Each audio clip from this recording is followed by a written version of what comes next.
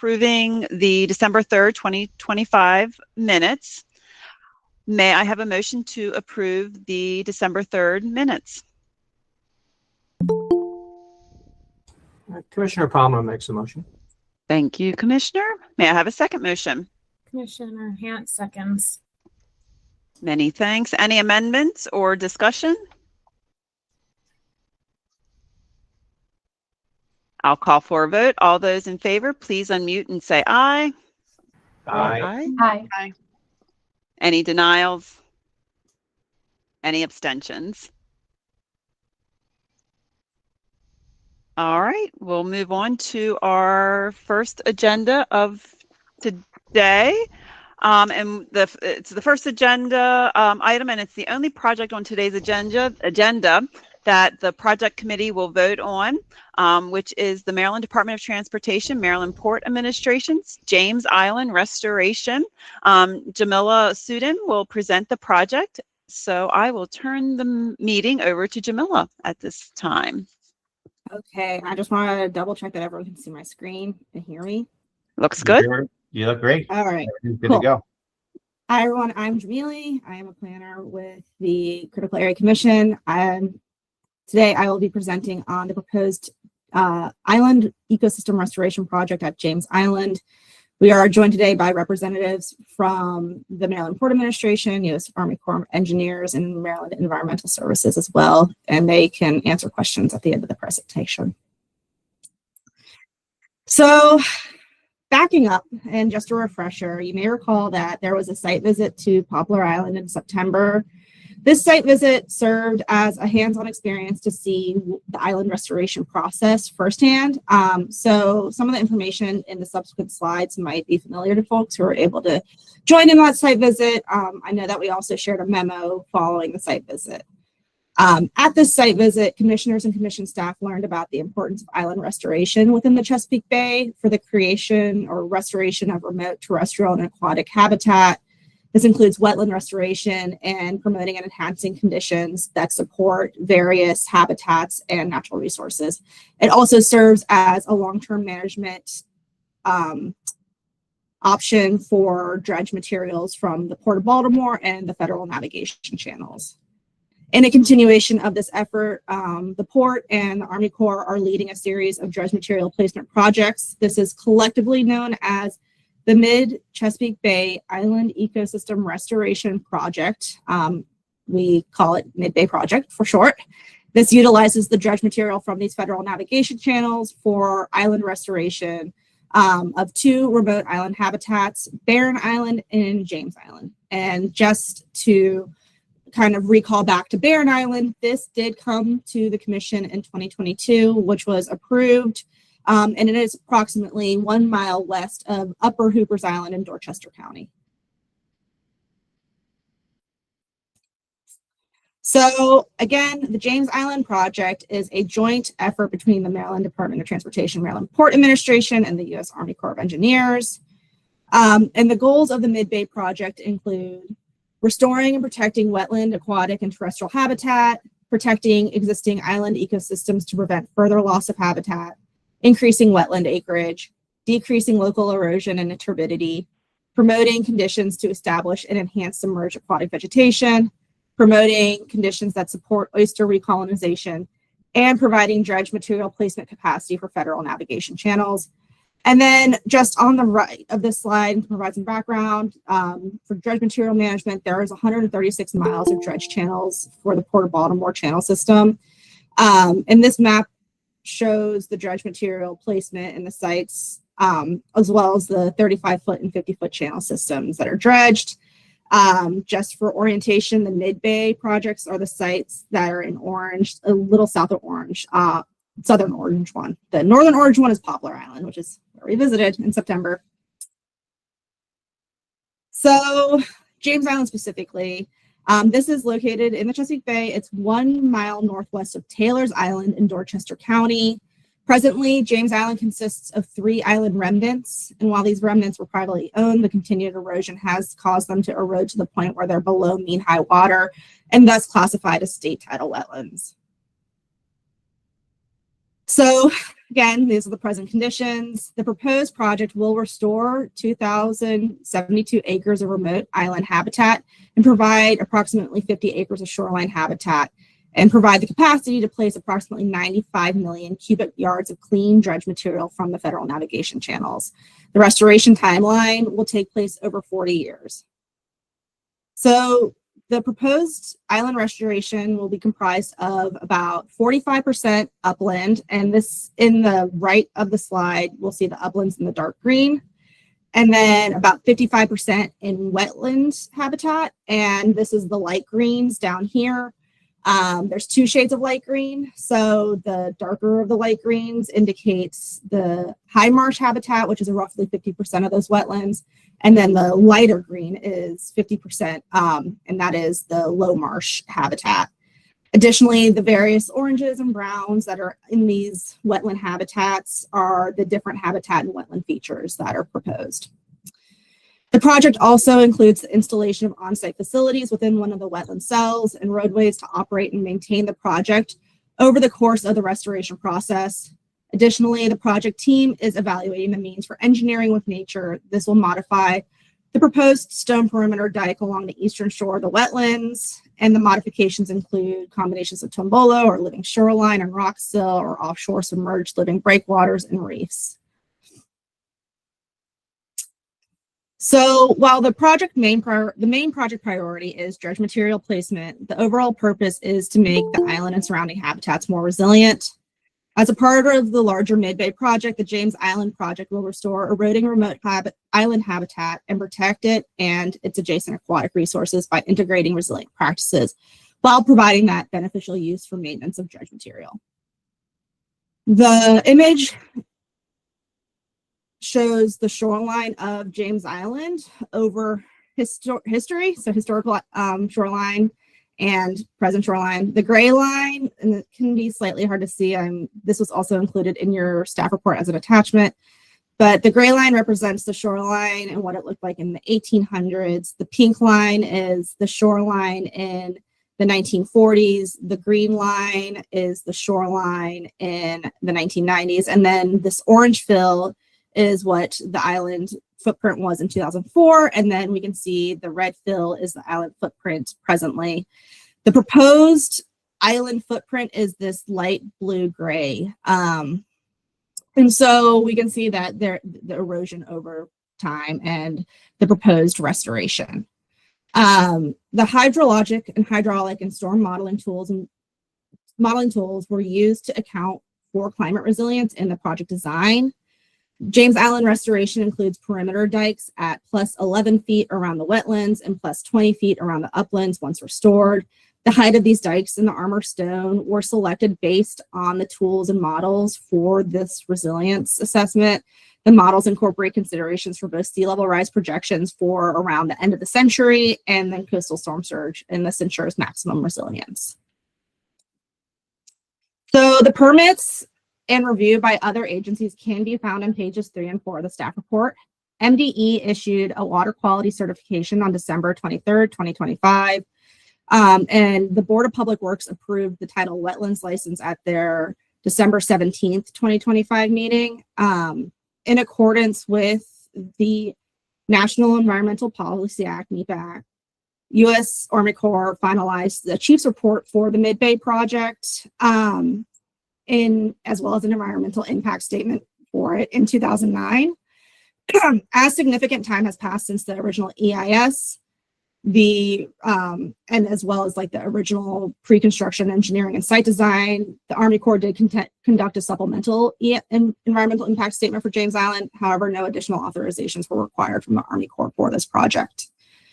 Time of year restrictions for various natural resources have been identified and addressed in coordination with the Department of Natural Resources and U.S. Fish and Wildlife Services and the National Marine Fisheries. Coordination with DNR will continue through the design and restoration of James Island. Additionally, those time of year restrictions can be found in the attachment to the staff report. Due to the identification of buried paleo channels that may have the potential to contain archaeological resources within the access channel and turning basin that are proposed in the site design, A programmatic agreement between the Maryland Historic Trust and the U.S. Army Corps of Engineers was developed to conduct archaeological monitoring during the dredging of these areas. This is per the Historical Trust's recommendation, so continued coordination with the trust will be required.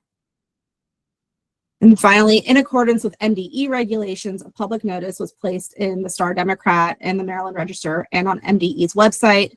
This notice period was held from July 15th, 2025 through August 15th, 2025. In addition, the notice was provided to adjacent property owners, port stakeholders, elected officials, and interested community members involved with the project. No public hearings were requested during this period. And MDE conveyed 3 letters that were received with generally positive feedback.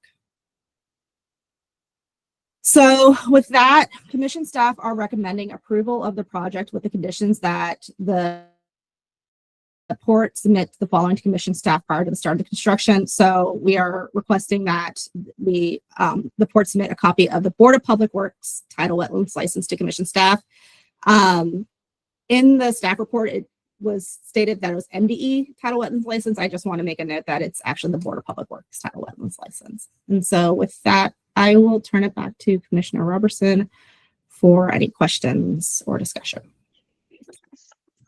All right, great. Well, I guess I will open it up to commissioners to see if there are any questions for Jamily, MPA, or the Army Corps of Engineers, or any representatives.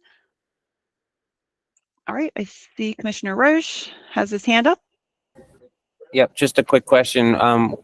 What was the rationale for not restoring the original footprint of the island?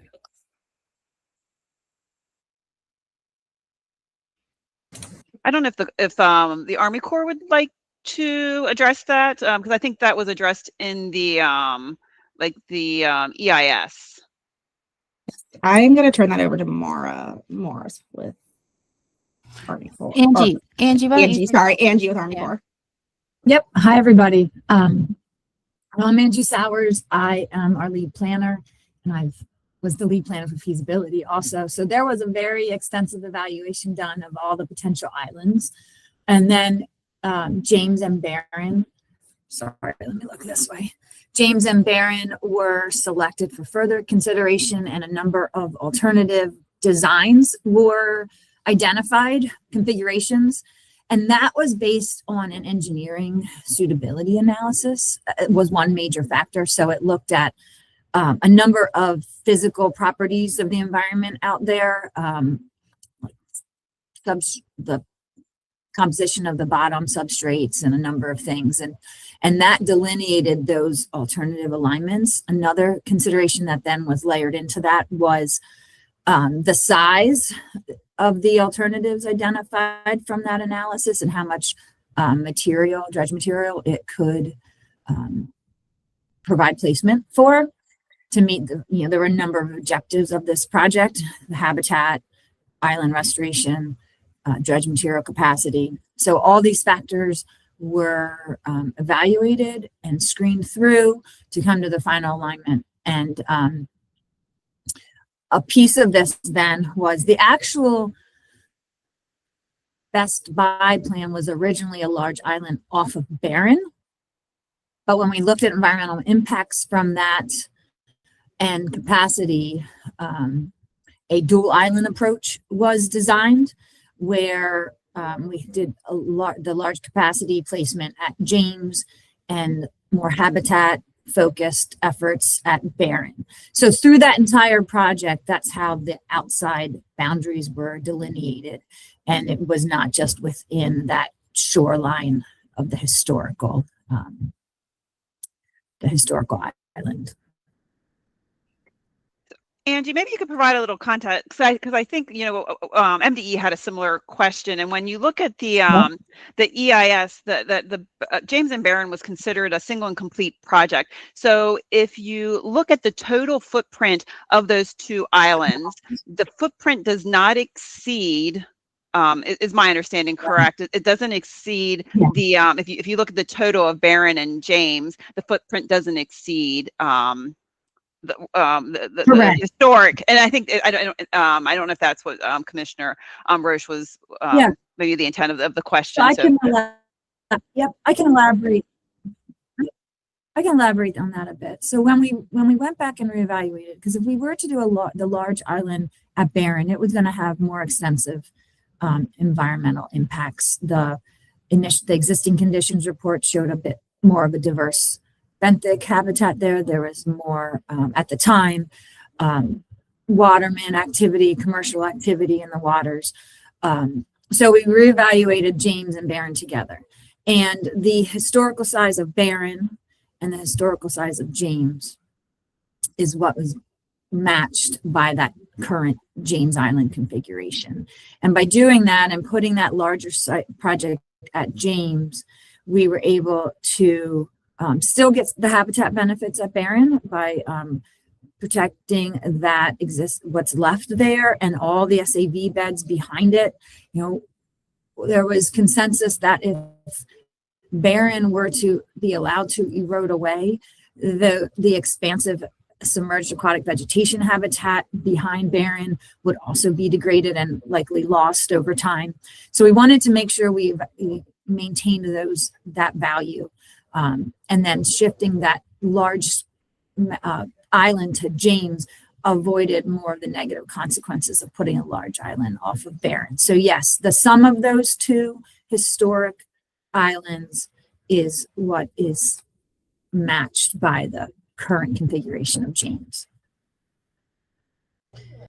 Yeah, okay, thank you. Yeah, no, my question was it was exactly what it was. I was just curious, and it's good to know that you looked thoroughly at that, just because your instinct is put back what was there from an environmental standpoint, if that's the mandate. But I know it's a dual mandate, but things have changed, and as long as this sum is greater now, it sounds like, from an environmental standpoint, or at least we hope it will be, that's news to me. That's good news. So thank you. Yep. All right. Any other questions or comments from from Chair Fisher? Thank you, Commissioner Robertson. And thank you to everybody for joining us today. I just have a question about the shoreline specifically. I know the eastern side of the island initially is generally considered to be, rock. And I can see where the conditions might require that. It looks like in the staff report, there might be some further analysis to see if there's any potential to do anything a little bit more varied on that side of the island. But could you describe, just summarize what the plan for the shoreline perimeter is in the island as a whole? Like on the western side, are we looking at open living shorelines predominantly, or are we looking primarily at rock most of the way around?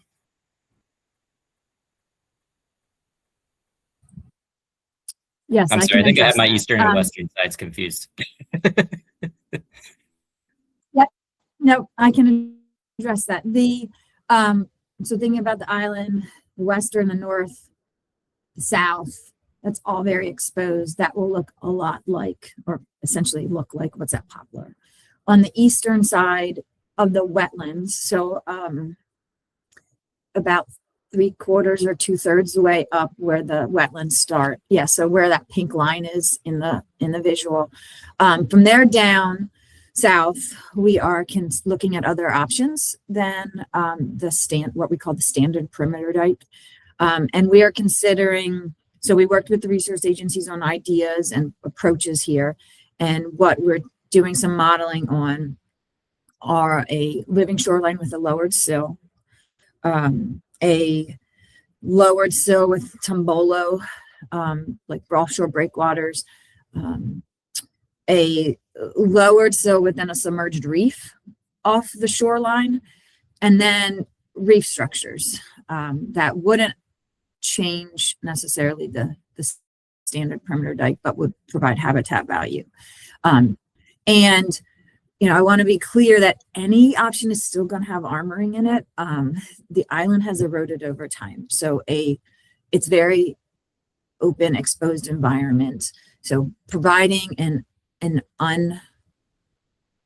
a completely soft shoreline would not enable us to place the material and contain it, which is a requirement also. So we are looking at if a lowered structure can provide the connectivity that is the objective of having that more of a softer shoreline approach, and if it can provide for the long-term viability of the wetlands with sea level rise. And so those are things that we're considering. And then how will it just hold up to storm forces, the structure itself. So those are the things that we're looking at and thinking at and evaluating. And very soon here, the resource agencies will get the analyses of that stage one and that modeling effort, which looked at the stability of any lowered structures. And then from there, we're taking the evaluation into looking at the habitats behind the structures. How will they, what's their viability with greater overflow and the lowered structures. So that's how we're approaching this. We're definitely offshore reefs for oyster and fish habitat a part of the plan, and they can go forward regardless of how the analyses for the I'll say greener shorelines rather than softer, but regardless of the shoreline analysis, those offshore reef structures can go forward as enhancements to diversify that consistent rock shoreline. Great, thank you. Yep.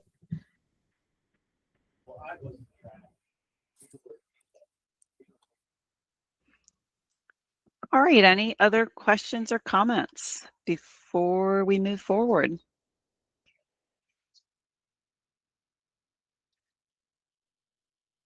All right, and I'm happy to announce that I know the Board of Public Works license has been fully executed on December 22nd. So that's good to know. But with that said, we'll move on with the motion piece. May I have a motion to approve the staff recommendation with the condition that before the start of construction, MPA shall submit to Commission staff a copy of the approved Board of Public Works Tidal Wetlands license.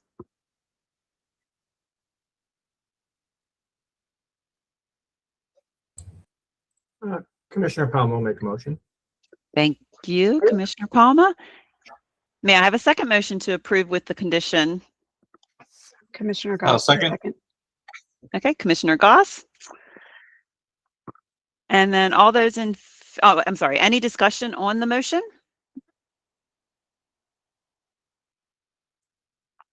All those in favor, please unmute and say aye. Aye. Aye. Aye. Any commissioner denying?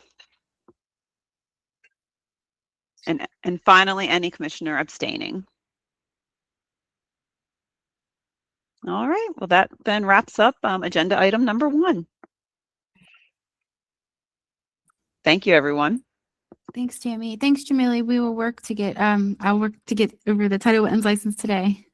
Thank you.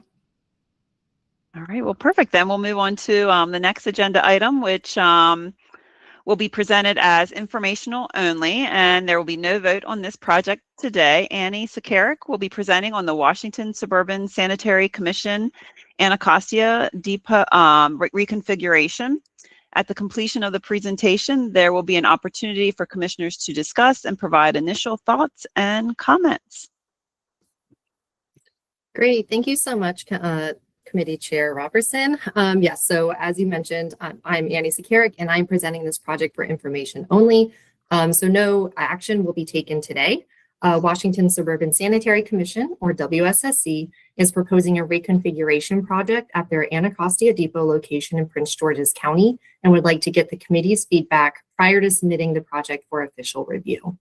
The limit of disturbance for the project exceeds the limit for review under the existing memorandum of understanding that we have with WSSC.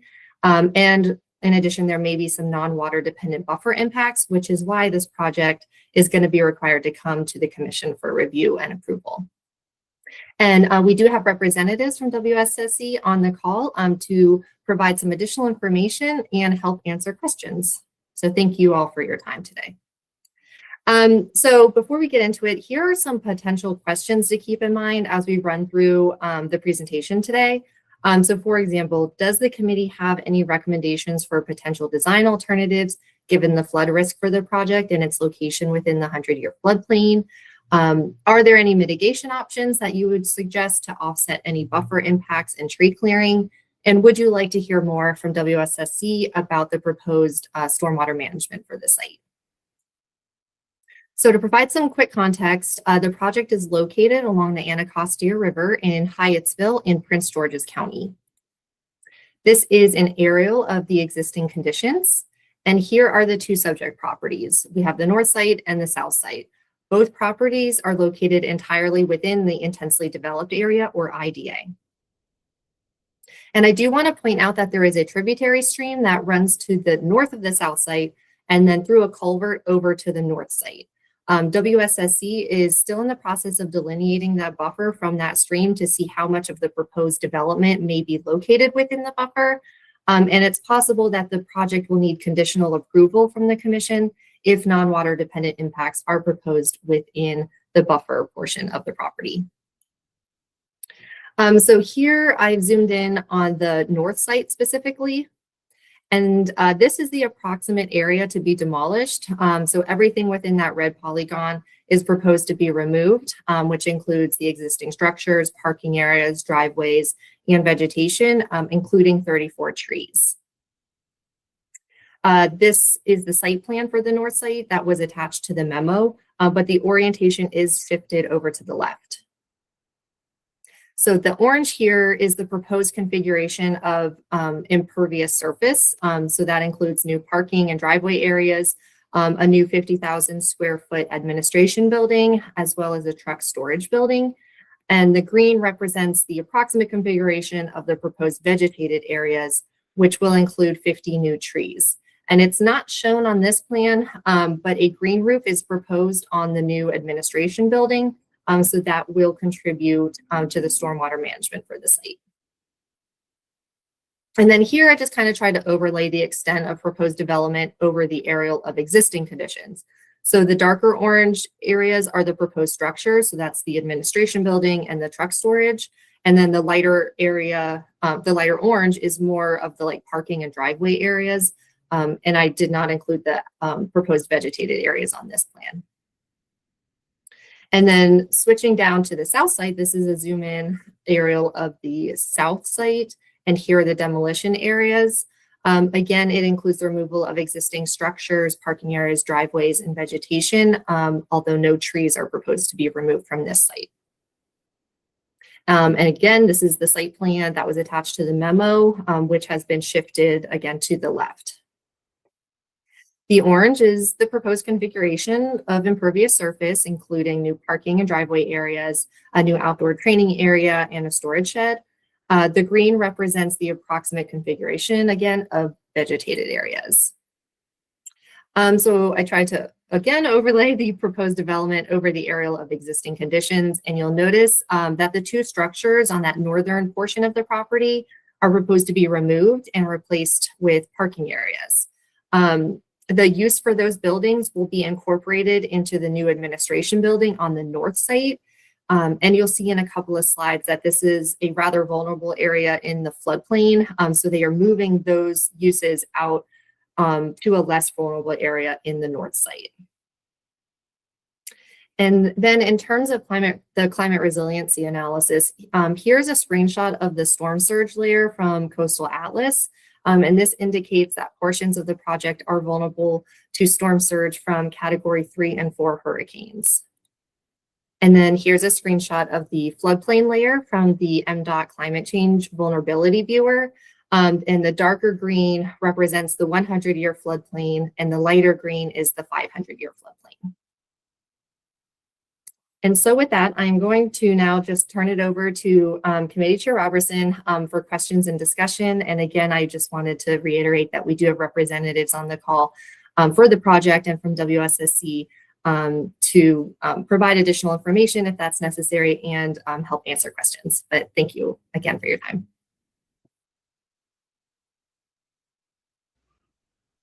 All right, thank you, Annie.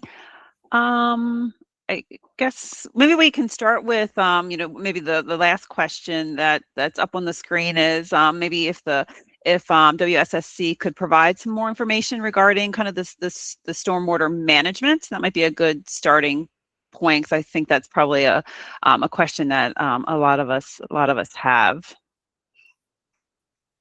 Sure. I believe Dominique is on the call, Dominique Calderon, and she may have some additional information to provide. Hi, everybody. Yes. Can you guys hear me? Yep. Perfect. Perfect. Okay. Excuse me. I'll share my screen. I have just a couple of exhibits to show to demonstrate the stormwater management we'll have for this project. Right, and if you could, when you're presenting, if you could maybe speak to where it's located within like the 100-year floodplain, or if it's outside, and maybe speak to where it's located in regards to those was it Category 3 and Category 4 storms? Yes. I have the floodplains prepared. I don't have the storm surge prepared, but maybe we can go back and forth between me and Annie if she has that screenshot prepared. But so for now, I do. So here's basically an exhibit showing the location of our BMPs, our best management practices for the stormwater management, and in relation to the floodplains. So this darker blue line here going across the screen, can you guys see it? I'm not sure. Okay, I see. Is the 100-year floodplain, and the lighter blue is the 500-year floodplain. So we have several BMPs. I think it's approximately 6 BMPs proposed, 6 or 7. So we have an existing we have 3 bioretentions. One is existing in this corner here. This is a proposed bioretention next to it. And on the south side, we have another bioretention down here. And then we have 3 manufactured, treatment devices. They're similar to an underground sand filter. They're called storm filters.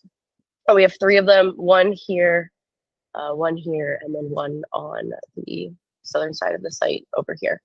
All 3 of those have underground detention chambers beforehand to hold the water before going through the filters. And then, as Annie mentioned, we have a green roof on the proposed administration building, shown by these triangle hatches on the screen. These storm filters and bioretention in this area will ultimately discharge around where the existing hydrology, or I guess in the same manner as the existing hydrology, down toward a culvert over here that will go underneath the current CSX train tracks. And then both the green roof, or I guess the area around the green roof, and the storm filter 2 over here will both discharge towards the Quincy Run stream to the right side of the stream here, and then eventually flow out to the Anacostia River. The bioretention on the south site will ultimately discharge into an existing storm structure system here, and then eventually discharge out towards the Anacostia stream as well. Did you guys, let me know if you need any more information. That's basically a summary of what we have proposed. And where have you submitted to the approval authority for stormwater management yet? Submitted anything? Yes. And what's the status of that? Yes, we have submitted to MDE for approval for this. We have received concept approval, and we're in the middle of going through final approval with MDE.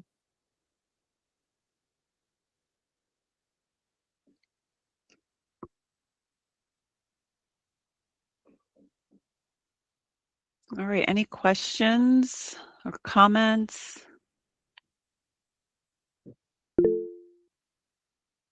Chair Fisher? Thanks, and thank you to WSSC for coming in today. Just a question about the parking on the site.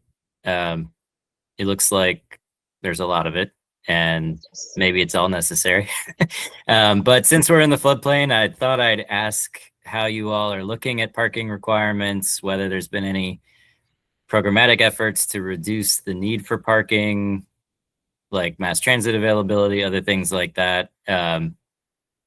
What is the standard? Are you looking at your zoning code? How are you determining how much parking you need? And are there any opportunities perhaps to soften the site by removing any of those spaces? So yes, so we are trying. We are, I believe, complying and over complying with the parking requirements. We are trying to keep as many parking spaces. Or there's two different types of parking spaces right here. There's one is for passenger vehicles, which are all the employees and visitors of the site, and then a lot of the parking is also for utility vehicles. There's a lot of different types of utility vehicles that use both the north and south site. So it's a split between two. We analyzed what was required in the existing condition for the site to, I guess, function. And we tried to keep that as close as possible. I believe, I don't have the numbers off the top of my head, but we're very close in what the existing to proposed passenger vehicles parking spaces there are. However, both, yeah, so on the left side over here, this is all passenger vehicles. And on the right side, we have a lot of utility vehicles over there. We have tried as much as possible to soften the site. We have pretty much provided as much grass area as we can outside of the required parking spaces that we provide. Okay, so it sounds like the existing parking, the proposed parking, you're trying to maintain an equivalence. Is the existing parking like almost entirely utilized right now? Are there usually open areas? Just curious.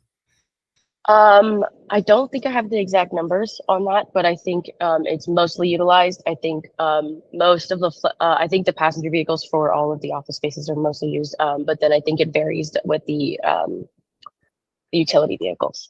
Sure. And- Okay. And I can chime in on, I'm Carmen Chalmers, the project manager from WSSC. So currently our existing have a lot of emergency vehicles. So we run a lot of operations from the Anacostia Depot, and it's full. It's all utilized.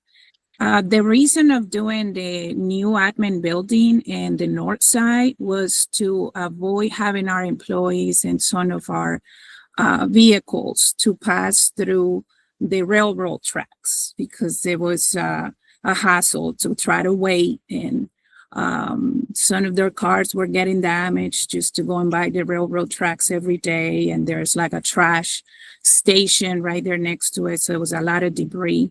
So in reality, we're not really softening the vehicles here. We kind of just moving them, the essential ones, to the north side with the employees' vehicles. And in the south side that is showing there, since we are removing and demolishing some of the buildings, what we did is we added parking. So we actually added more parking now. And the south side is kind of now for parking of vehicles that we don't use in an emergency basis. But we have a lot of operations that run from this depot, and we couldn't really reduce parking. We actually added more parking on the spaces where the old buildings are. I hope that answers your question. Yes, it does. Thank you. And then just one final one for me, if I could, Commissioner Robertson.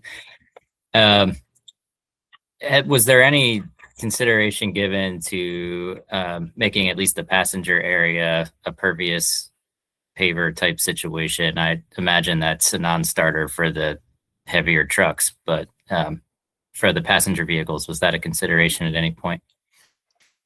For the pervious pavement, no, I don't think it was a consideration. I wasn't personally involved in the master planning, but I think it was just the default to become asphalt pavement. Okay. Just thinking ahead, especially when the buffer is delineated on the site, and then the floodplain as well, how we might be able to make sure all that gets worked out. So Okay. Appreciate the Yes. information. Any other comments from commission staff? Rosa? Oh, no, I'd be interested in hearing from commission staff as well. If we could actually go back to the slide that Annie presented that had those, the questions. I want to make sure that we've discussed all of them. I echo the comments of Chair Fisher in regards to parking, that, you know, if we're if we're removing and moving, it's concerning that we're expanding parking. If there's, you know, if there's not a lack of parking now, and we're still ending up with more, it's just a lot more impervious surface. So, and a fair amount of tree clearing as well. So, let me just see the questions. Could we talk a little bit about the buffer area and what that is used for? Is there space within the buffer to do as, like, how is tree planting in the buffer being handled? Yes. Okay. So let me share my screen for the, I guess, buffer area. Double check, make sure it comes up.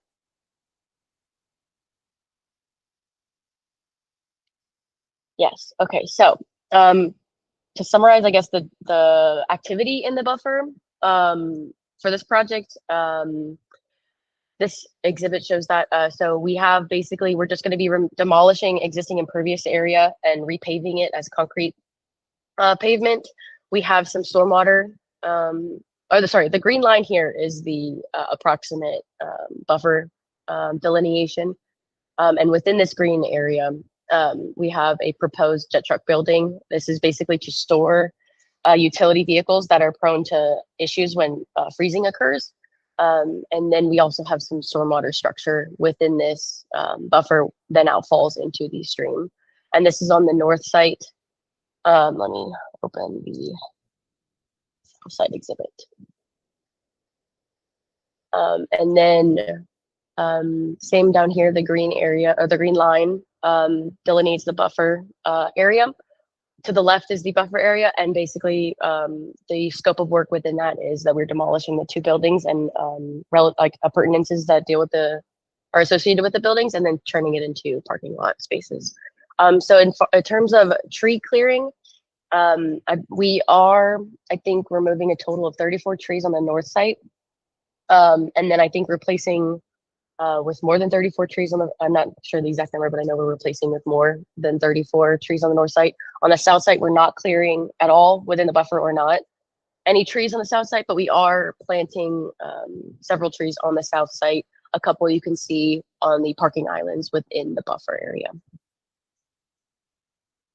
And on the north side, I don't believe there are any trees proposed within the buffer, but close. Show all the trees together. There, I can pull up our landscaping plans that show the schedule.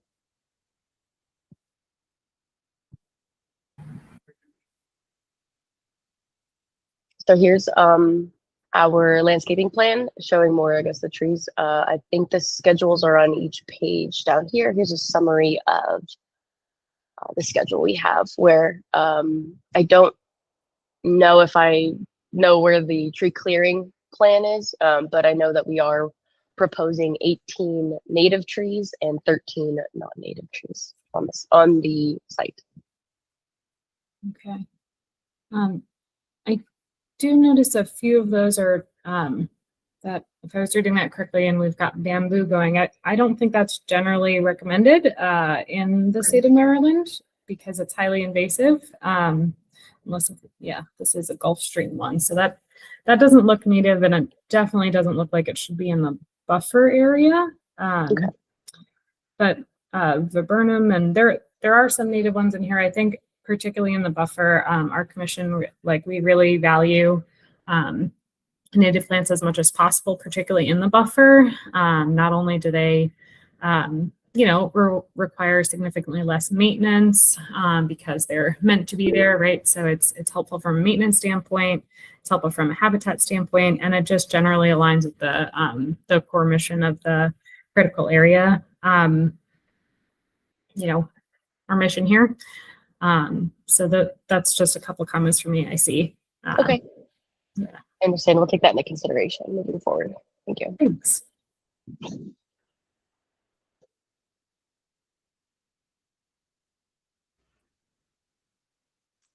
All right, I think Catherine. This is Okay. Claudia, the science advisor for Jones. I was just going to say that the Nandina, the heavenly bamboo, has been shown to be invasive. It definitely should not be planted, as well as the other species. And preferentially, what will be planted, what should be planted are the straight species instead of the hybrids. It's just better for the resources, for the animals that depend on it. That's all. Okay, thank you. I noted that down and take that into consideration. Thank you. All right, Nick.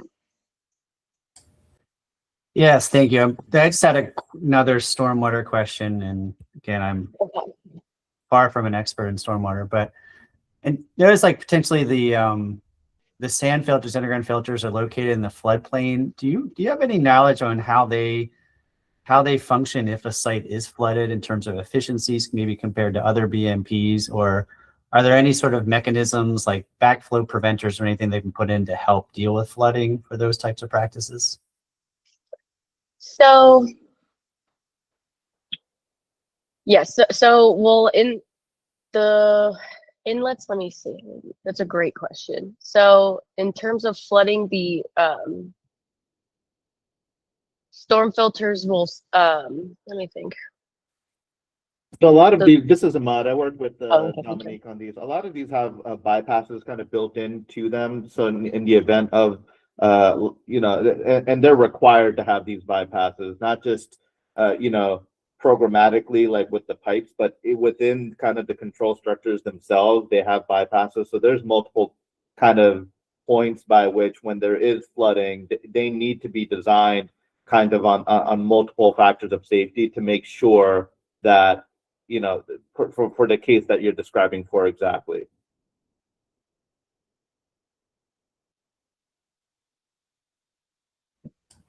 Okay, so just to clarify, so like in terms of an efficiency standpoint, like is it, I guess, better than, I mean, I imagine it's better like a microbiome retention or something because you're able to store, so there's at least that capacity, so there's an extra added buff. Okay. Yes, so the Maryland, the MDE requirements, we have a certain water quality volume that to treat based on the drainage area going to the storm filters. And so that water quality volume is designed to go through the storm filter, and anything above that, so that the storm filter itself is not overused. Okay. Anything above that water quality volume is designed to go through the bypass. So Got it. even in terms of flooding, anything extra will go around it. Okay, thank you so much. Yes. All right, Jen. I will try my best. I'm sorry, I'm losing my voice. Sorry to switch gears back to the planting species that Claudia's points, but just to kind of piggyback on what she was saying, historically and consistently, commission on state level review projects where the commission is voting has conditioned all species planted for mitigation to be native, whether they're located inside the buffer or out, just to put that out there as just kind of the historical perspective, just because it is within the critical area, kind of adding that additional the surety, especially removing the invasives at the bare minimum. And I'm not sure, Claudia, you were in the corner, so it was a little bit hard to hear on my side, but hopefully the people on the call today from representing and with WSSC got and heard Claudia's points. Thank you. Yes, we thank you for pointing out. We will go back through and make sure that all of the species for mitigation are native. Thank you.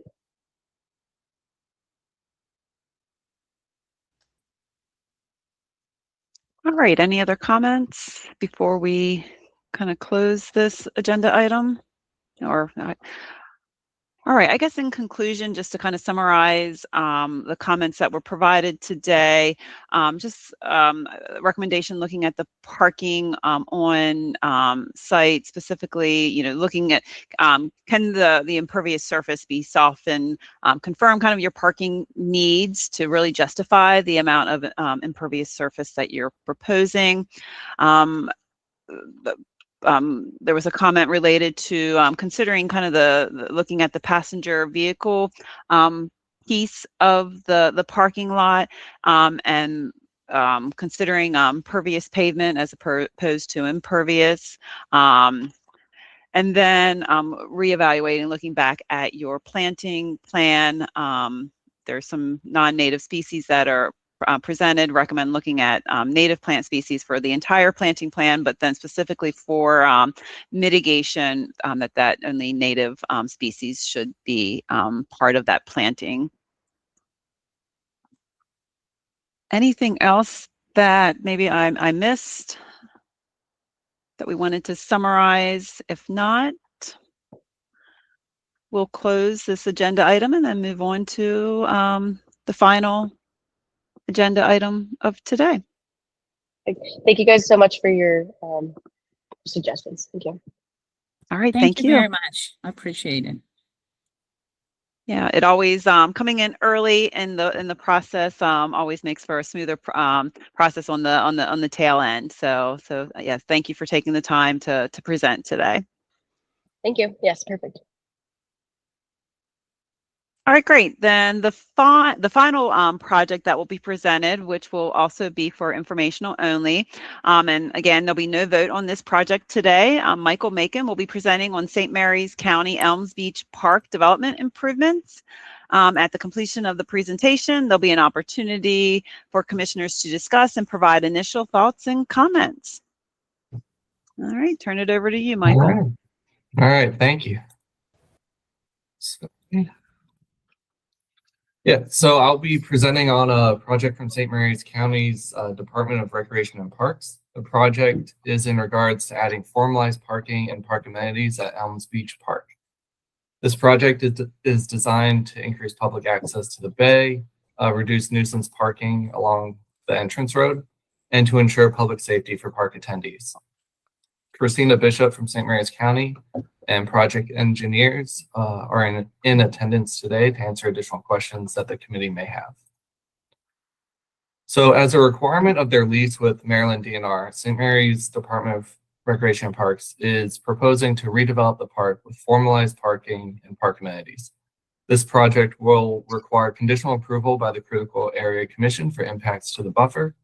Today, this project is being brought to the project committee for information only. As we dive into the impacts and mitigation required for this project, we'd like the committee to consider the following. Are there potential design alternatives to minimize the impacts to the buffer? For example, relocating parking outside the buffer, removing redundant pathways, or more permeable parking? How should the county balance impacts to the buffer versus impacts to FIDS or forest interior dwelling species habitat? And what conditions the committee would have for off-site mitigation? Okay, so let's take a closer look at the project. Elms Beach is located in Southern Maryland in St. Mary's County. The park is waterfront to the Chesapeake Bay on a parcel of land that is approximately 783 acres and owned by the Maryland DNR. This site is leased out to St. Mary's County by the DNR for the use of this park. This parcel is nearly entirely forested and includes tidal and non-tidal wetlands and an expanded critical area buffer for hydrant soils. The park is currently improved with a gravel parking area, a playground, a gravel area with portable bathrooms, shown on the left of this image, a pavilion and changing room, and informal picnic areas. This park is very popular during the summer months with peak attendance exceeding 300 cars per day. The park is heavily constrained by parking limitations and often closes due to maximum capacity concerns. With only 74 formal parking spaces, it's no surprise why they are facing parking constraints and limitations. First, I'd like to review the existing conditions of the park. The park is currently improved with the 2 parking areas. One is the gray area indicated with a 1 is the gravel parking area. The gray area with a 2 is an informal grass parking area. Formal parking, total 74 spaces. Again, forcing any excess visitors to park along the entrance road, seen here on the left of the screen. The park is also improved with asphalt pathways shown here in green, a playground shown here in pink, a pavilion shown in red, and portable bathrooms, storage, and small changing rooms shown in yellow. Based on a desktop analysis, this area was mapped for hydric soils, and the critical buffer is expanded up to 300 feet, identified here as a solid red line. As you can see, much of the existing park and parking is within the buffer. The county is currently working with soil scientists to confirm the presence of hydric soils and the maximum extent that the buffer needs to be expanded. Based on the results of those samples, the buffer may be reduced down to 200 feet, as identified by this dashed red line. I will provide an update on this later in the presentation. At this time, we're just going to focus on the 300-foot buffer. In addition to the critical area buffer, this project is constrained by forest interior dwelling species habitat, or FIDS. This is depicted here in shaded green. As you can see, this property is really sandwiched between two protected areas, the buffer and FIDS. So any redevelopment must balance the impacts between the two. So let's look at the proposed improvements. In this image, the tree line for FIDS is indicated by a dark green dashed line. You may be able to distinguish it. And the buffer, which has been expanded to 300 feet, is here in red. So the county is proposing to redesign the parking indicated here in gray. This will provide a total of 164 designated spaces, including 6 ADA spaces, and 37 of those spaces will use permeable pavers. You may be able to see it. These dark blue spaces include the permeable pavers. So as you can see, a lot of the parking extends into the buffer, and efforts to relocate that parking outside the buffer would impact FIDS habitat. So we really have to balance those two impacts. This parking will be treated by, we'll have stormwater runoff treated by a submerged gravel wetland, indicated here in blue in the interior of the parking. The park will include concrete pathways and formal picnic areas, indicated here in green, designed for ADA accessibility. All the pathways will navigate around trees and involve no formal clearing. If you see in the top right of your screen, you can see 2 parallel pathways running through the buffer. These pathways could be redesigned to comply with the Commission's public pathways guidance and reduce redundancy. Next, a permanent building will be constructed to house restrooms, showers, and storage, indicated here in yellow. The bathrooms will be supported by a pump station, indicated here in orange. The playground will be relocated and replaced with a new structure, indicated in pink. And finally, the existing pavilion will be renovated, indicated here in red. So taking a look at the final design, we can see that a majority of the development is contained within the 300-foot critical area buffer and will involve some canopy clearing. So since the time of the submission, and this actually came in hot off the presses this morning, so forgive me for the roughness of the presentation here. The county and their consultants have had soil scientists out to the site to map hydric soils. The image on the left demonstrates the existing extent of the hydric soils map before the on-site mapping. Next, based on the findings from the soil scientists, preliminary data indicates that the hydric soils are largely limited to the extent of the mapped non-tidal wetland. With this update, the buffer needs to be adjusted, and that's going to be presented on the next slide. But you can see that the buffer will be reduced drastically for the areas of impact. So in front of you is a revised site plan that reflects the updated buffer based on those hydric soil maps. So the buffer here is indicated in orange. The image had the LOD in red, so I didn't want to confuse anyone. So again, the buffer is here in orange. As you can see, a lot of the parking is no longer within the buffer. In addition to the revised buffer, the plan includes one significant change. So So based on feedback from commission staff, the county removed that redundant pathway on the top right of your screen that ran parallel to the proposed pathway. So to come into better compliance with that public pathways guidance. So what are the actual impacts? On the slide, I've included both the original proposed impacts in black, that's using that 300-foot buffer. And then I've added the revised impacts based on the updated site plan and the revised buffer delineation. Those are here in red. So under the revised plan, the park improvements will total just over half an acre of permanent impacts to the buffer, which typically requires 3-to-1 mitigation. There are some ADA parking spaces, which we typically require 2-to-1 mitigation for instead of 3-to-1. Commission staff will continue to work with the county to determine the extent of the ADA parking in the buffer. At this time, it's a little uncertain. All canopy cover removed for the project is considered FIDS habitat and requires 1-to-1 FIDS mitigation. In the end, we estimate approximately 1.6 acres of buffer plantings will be required as mitigation for permanent impacts based on the revised buffer, and approximately 0.94 acres of FIDS mitigation will be required. These are all still preliminary estimates, and we're still working with St. Mary's County to get an accurate mitigation requirement. This county has not determined where required mitigation will be located at this time.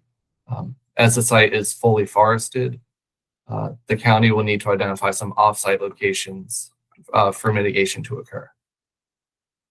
A potential site for mitigation are 2 tracts of land on the portion of the parcel managed by Maryland DNR. As you can see, the park is indicated here by the gold star, and there are these 2 seemingly empty tracts of land in the middle of the forest. Since this is owned and managed by DNR, commission staff and the county are going to be reaching out to Maryland DNR to learn if these tracts of land are viable options for mitigation.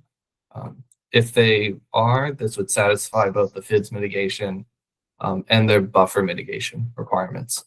But at this time, we don't have an update, and we have not reached out to DNR yet. So wrapping up, we'd like the committee to, again, consider the following. Are there potential design alternatives to minimize impacts to the buffer? How should the county balance impacts to the buffer versus impacts to FIDS habitat?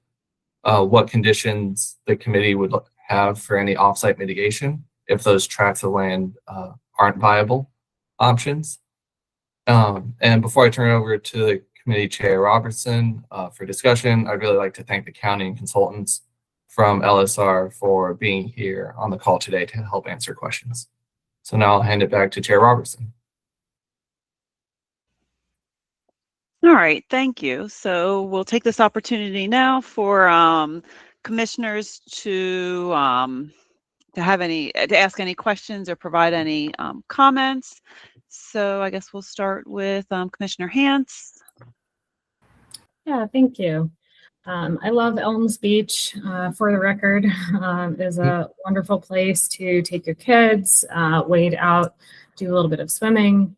Very familiar with the site, and also have been one of those people turned away at times when the park gets overrun. So I am very sensitive to the needs of the county and trying to find ways to accommodate more visitors to what is a very spacious beach area.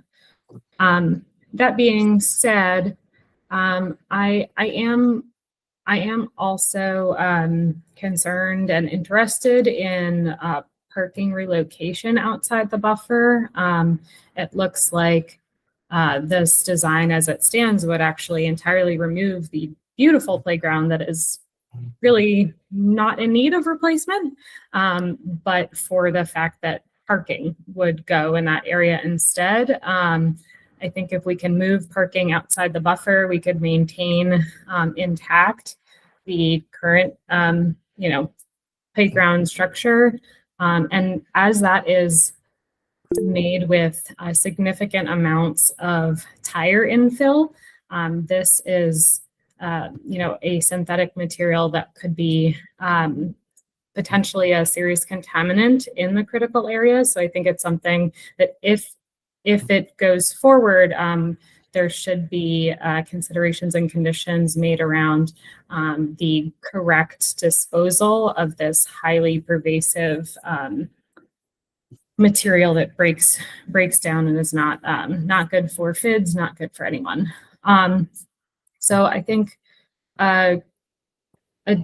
my question would be, in terms of potential offsite mitigation, has the county looked into using portions of the adjacent property, the Elms Environmental Center property? I know that has been historically managed by the public school system, but with the closure of that, there wasn't the maintenance in time to save that structure. So I'm wondering about that site and whether or not there's been any coordination with them in terms of offsite mitigation. A couple of ideas just generally that come to mind are incorporation of environmental signage at the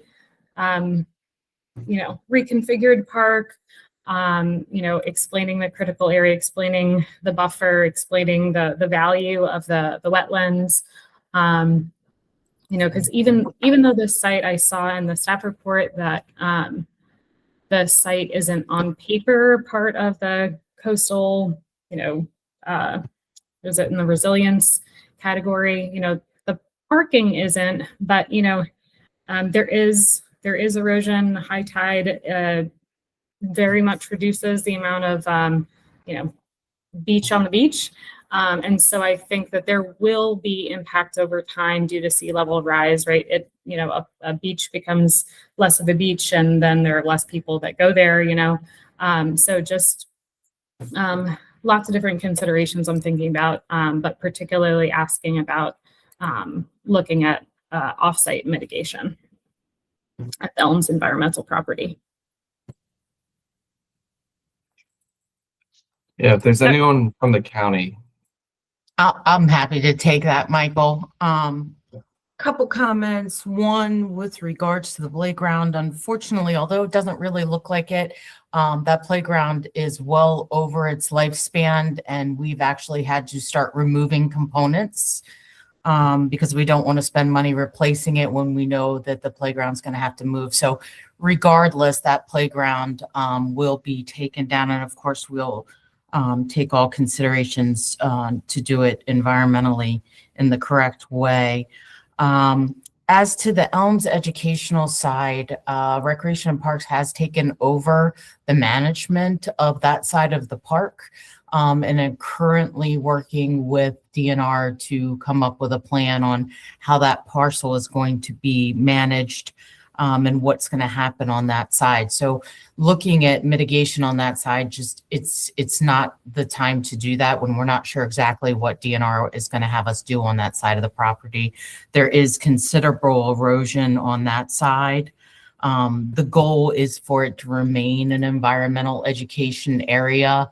Not that I'm opposed to putting environmental education sides on the recreation side, but the other side will definitely be 100% geared towards the environmental education. That's kind of why we're looking at doing the mitigation in the clearing area, because it'll also connect those FIDS where the other side is still fairly limited in what we can do. Hopefully when that project comes to the table for you guys to review, hopefully there'll be some areas to consider with regards to the erosion issues over there as well. All right, Commissioner Hans, you had some follow-up questions or comments? Yeah, well, actually, this one is more for critical area staff. I think, if the critical area is planning on reaching out to DNR in order to, figure out alternatives and whatnot, I think it actually would be highly beneficial to kind of take a look at both of these parcels and projects potentially in tandem, because from a user perspective, the sites are linked. I have walked from one to the other on the beach end. And so there could be creative ways in which we handle not only mitigation, but also even potentially accessibility and parking, right? Because connects to the same shoreline. And since now the environmental center is no longer being used in that fashion, I think now is actually the perfect moment for us to think about ways to make public access to the shoreline feasible. And as a note, you know, even at its height, the use of Elms Environmental Center, you know, the field trips and everything, those are happening at a different time of year than the peak recreation time. So in terms of using parking lot capacity to its greatest extent, right, you may be able to minimize the total number of impervious spaces if dual site configuration is at least considered, right, before anything has been paved. Because right now, both of these sites are gravel and, you know, kind of natural pavement. It very much fits with the character of the community, the accessibility, the ADA accessibility of the little pathways down to the beach. At Elms on the recreational side are already paved, so that is, you know, helpful, right? And continuing ADA accessibility is important, but I think that if critical area staff are already going to be talking with DNR about this, it may be very helpful to bring all the right folks into the room at the same time, so that we can really think about this very holistically about not only buffer, but FIDs and mitigation altogether. Thank you for consideration. Is there a timeline that when the environmental center piece project would be coming in, just to kind of have an idea of, yeah. It's not coming in, it left. Oh, okay. No, I can answer that question. We are working on a design now for the environmental center that we've already gone through the initial stages with DNR and the power plant division. They are viewed as separate. The improvements to the recreational side of the property is dictated in our lease, and our lease extension is dictated on a timeline to have those improvements started. So there is a bit of a time crunch with regards to the work on the recreation side, and that's why we didn't pause in the design and moving forward with all the approvals. And some of that direction came from DNR, especially obviously, which was written into our lease extension.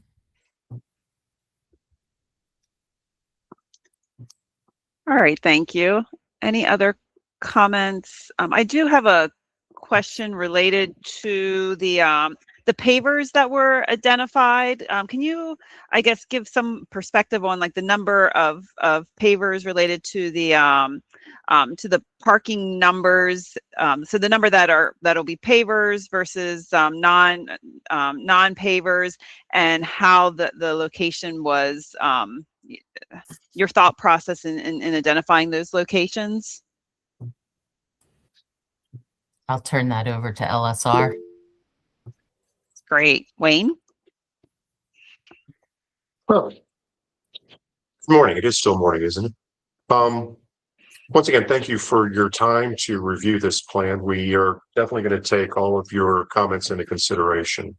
The site in general has water table issues. You know, for instance, we tried extensively to perk this area so that we could use an on-site disposal system for sewage, and we ended up having to go a few miles up the road to find an area suitable for sewage disposal for this project. Now, as such, that kind of limits our ability to use this permeable paving, at least in a method that is going to be beneficial, I guess you would say. All of the permeable paving that we have put here to begin with first off, needs an under drain to get out. And so that's part of infrastructure that needs to be taken into consideration. The second part too is that I believe the county did not want to use permeable paving except in the parking areas. And so there's potential there for a few more parking spaces to have the permeable paving, but not many due to the fact that we have to have an under drain system to dewater this permeable paving. It is something we can take into consideration, and we can try to maximize the number of parking spaces that will utilize permeable paving. All right, thank you.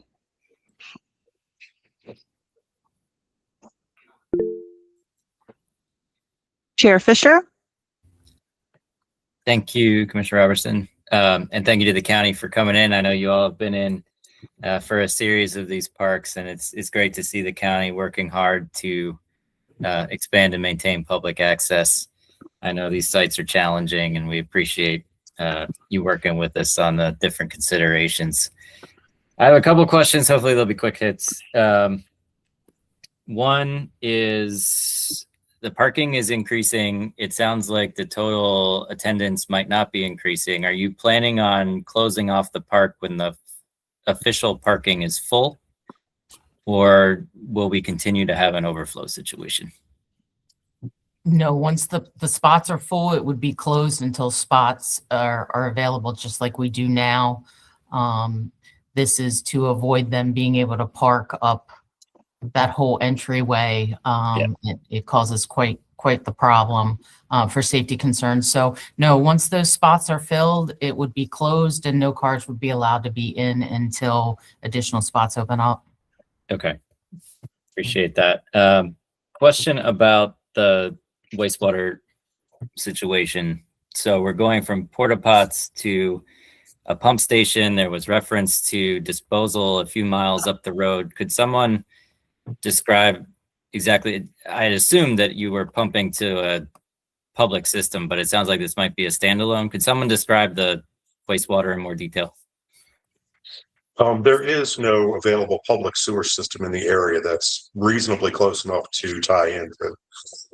So we will be using a standard septic system, if you will. Just we're going to be, of course, there's going to be best available treatment or technology to pre-treat the effluent before it gets pumped up the road and disposed, but it's going to be leached back into the ground according to health regulations and standards.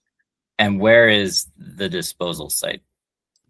It's going to be kind of hard to show, but basically it's almost up to Route 235.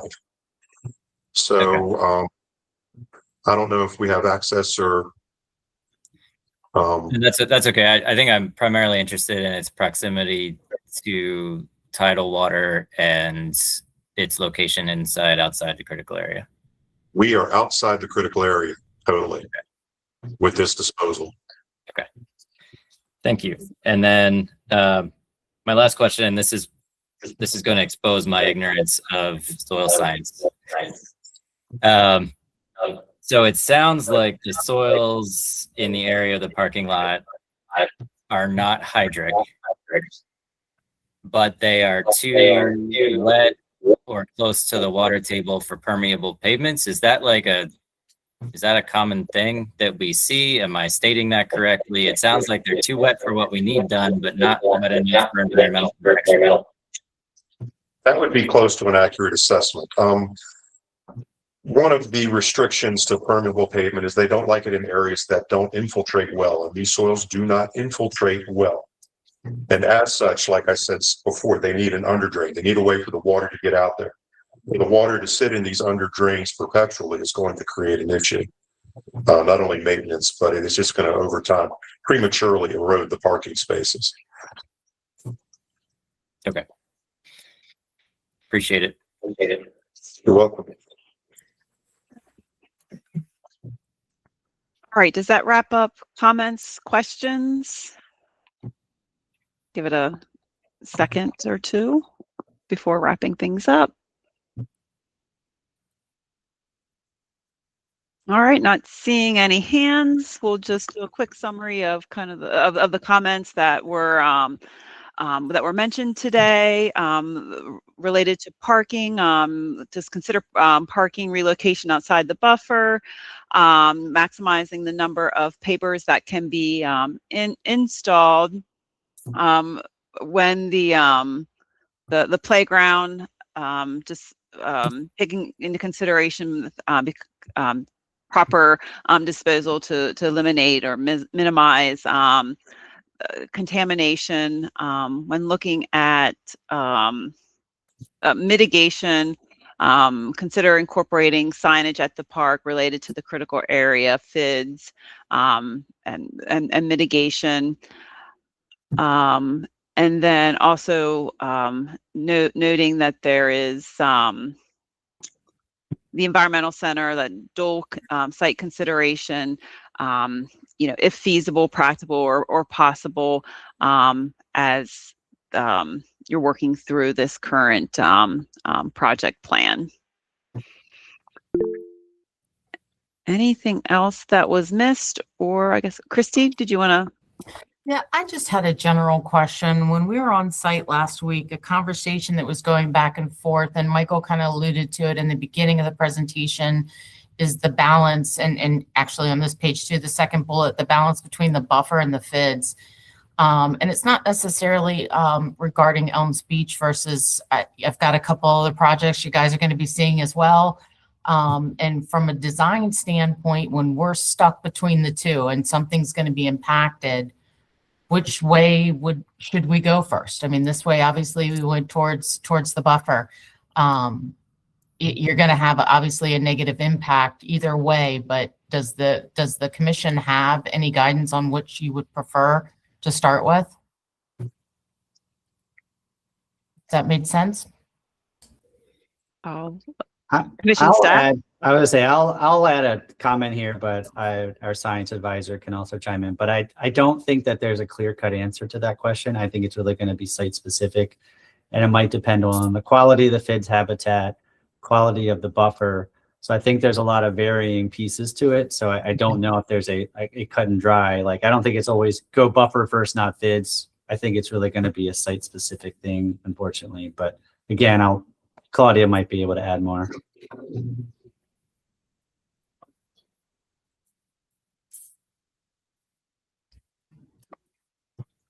Thanks, Nick. I think you covered it pretty well, but it is very hard to say either or when you're talking about two resources like this. And it really is very site specific.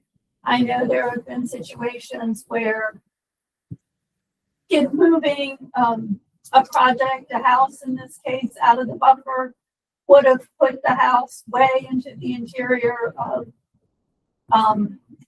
FIDS habitat. And I think in that case, we decided that it was better that the house was in the buffer than to impact that much forest. But it really depends on what's going on and where the adjacent forest is, the forest and the landscape, and what the buffer looks like and what type of forest. Understood. Thank you. Sorry for making you talk again. Oh, that's okay. Yeah, I would just throw my 2 cents in here. Just to summarize, I think what I've heard a little bit, there's probably a difference between interior and edge when we're talking about FIDS impacts. And then, I was thinking about this particular site, and the FIDS are co-located with the hydric soils here. So now that's a third element. And so in that case, perhaps the buffer is a better place to go. Other sites, you might not have that third factor. So wish we could give you a straight up easy answer, and I appreciate the question. We'll keep working with you on these for sure.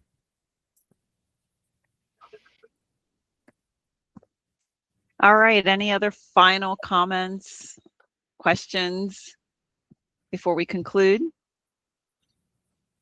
Take a brief pause. Wayne Hunt. Thank you. I hate to do this, but I just have to. If this plan were to be put before you today, what do you think the probability of you accepting it is?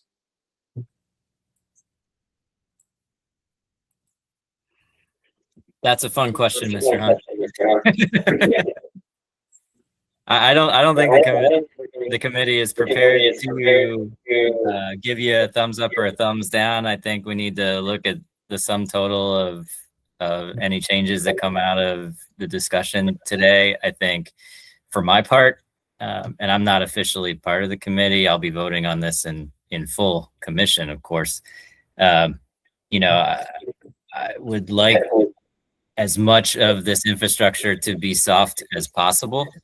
You know, in many cases, gravel parking is sufficient. In many cases, you know, dirt parking is sufficient. I know there are materials related to ADA accessibility besides concrete that are acceptable. So these are things we're thinking about. And I think we all want to take back and process what we've heard from you as much as you've heard from us. But you can feel free to maintain contact. And I know Christy is good at this with our team as we go forward, you know, so hopefully we wouldn't want the next time, at least you talk to staff, to be at a voting meeting.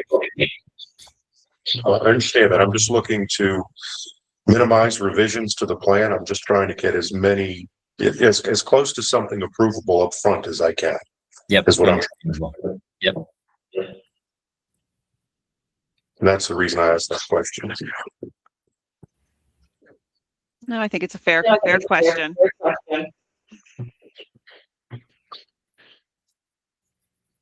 All right, with that, we'll do one final ask regarding questions or comments. Take a brief pause. I don't see any hands, so I think we can safely say that this concludes the project committee agenda. Thanks to everyone. Hope you have a chance to step outside and enjoy the spring-like weather today. And I guess we'll see you at the project committee later this month. That's good. All right. Bye-bye. Thanks, everybody. Thank you, everyone.